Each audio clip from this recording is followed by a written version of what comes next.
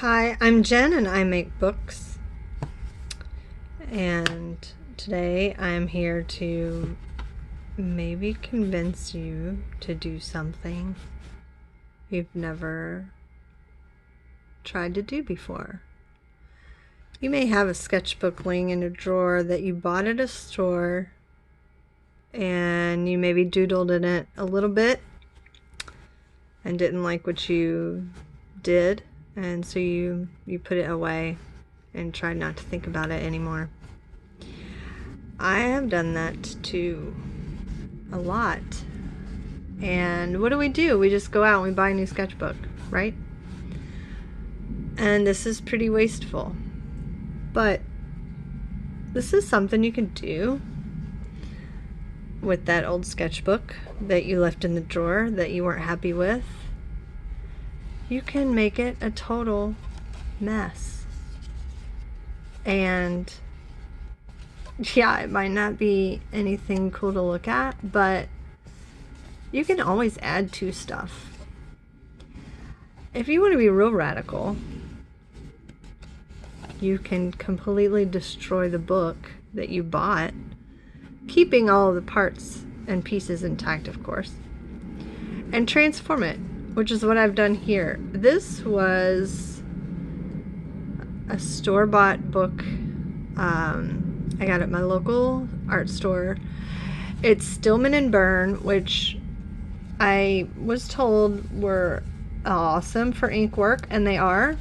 Their paper is super heavyweight, and it bleeds really well. So I bought one, and then I started inking in it and really didn't like what I did. Yada yada, you know that story. So I took the book apart, but I retained the pages. And it was originally like this size, like your typical moleskin sketchbook size.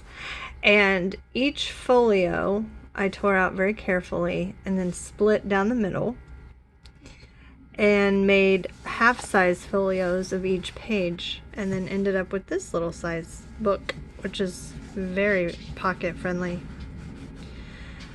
So I basically used a case binding to put this book back together, and I didn't do anything special with, like, the pages just had stuff on them that I had put in there already.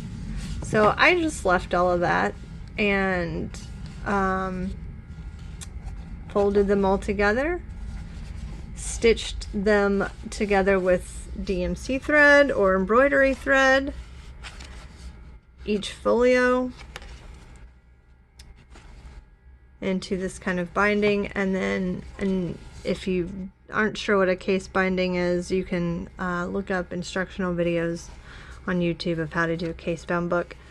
And I didn't have any boards that would fit this size, so I just made them out of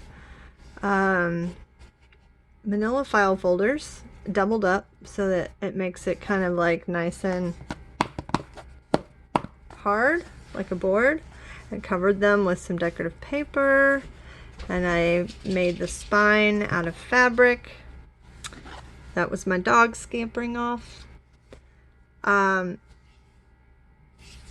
I put fabric on the spine because you want it to be able to withstand, she's back. You want it to be able to withstand some repeated opening and closing. So I did put fabric there, and I put some end papers in that sort of kind of matched, and then I put this little book plate on the front. And I made this out of some upholstery fabric that I stitched a trim around, and then added these ribbons that I stamped the title onto, and then the brads, of course, and then just glued it to the cover. And totally transformed the sketchbook I had tucked away, not using, in my drawer, into a completely personalized and brand new sized book. You would never know that this was a Stillman and Byrne sketchbook. I even rounded the corners, I think, on this. But I just kind of made it my own. I completely transformed it, made it into a different sketchbook altogether. And I can do mixed media on these pages. I can gesso over them. I can collage over them. I could do whatever. So I'm not really worried about that. I did make a little bit of a rookie mistake, and I glued my spine to the super, which is the cheesecloth, starched cheesecloth binding under there. And that's kind of a rookie mistake, and I'm not too upset about it because the book still opens in a way where I can use it, but it just doesn't completely go flat like the cover does. But that's fine. I'm not too upset about it. As you can see, the pages are rough torn, and it's kind of a shabby chic journal. So that's just the look that I was kind of going for. Every time I make another book, it seems like I learn a little bit something else about the whole process. So you can only kind of glean so much watching YouTube. You just have to kind of get your hands dirty and try to make one yourself. And that way you will build up sort of the your own preferences of what sizes you like to work in, the paper you like to work with, because not all paper is created equal.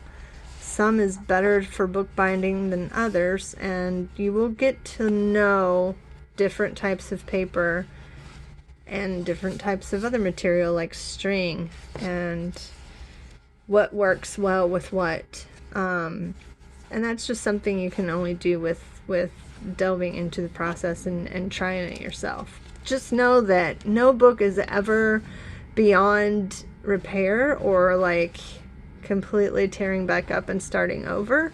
You can do that. And you can save it and give it a new life. So my Instagram is pretty much where I post pictures of my books and other kinds of artwork that I do, and you can look me up there. It's graygirl, GRAY girl.artcraft. See you soon. Bye.